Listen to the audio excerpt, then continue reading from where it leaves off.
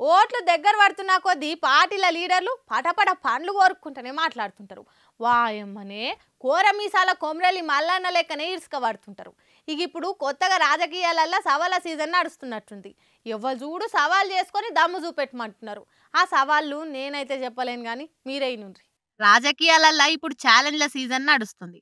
మొన్నటికి మొన్న కేటీఆర్ ను నిరాహార దీక్ష చేయమని సీఎం రేవంత్ సార్ ఛాలెంజ్ ఇస్తుండు. ఇక ఆయన కేటీఆర్ దమ్ముంటే నా మీద మల్కాజ్గిరికి ఎంపీగా పోటీ చేయమని సవాల్ ఇస్త్రీ షెల్లుకు షెల్ అన్నాడు. ఇక అదే టైంలో మొన్న కరీంనగర్ జిల్లా టూర్కు పోయిన కేటీఆర్ బండి సంజయ్ అన్నను అడ్డిమారి గుడ్డు దెబ్బలు గెలిచిండు సంజయ్ అని తాటి ముంజకాయ గుండు మీద ఎత్తేసినట్టు తిట్టిపోసిండు. గంతే ఇక సంజయ్ అన్న బగ్గుమన్నాడు.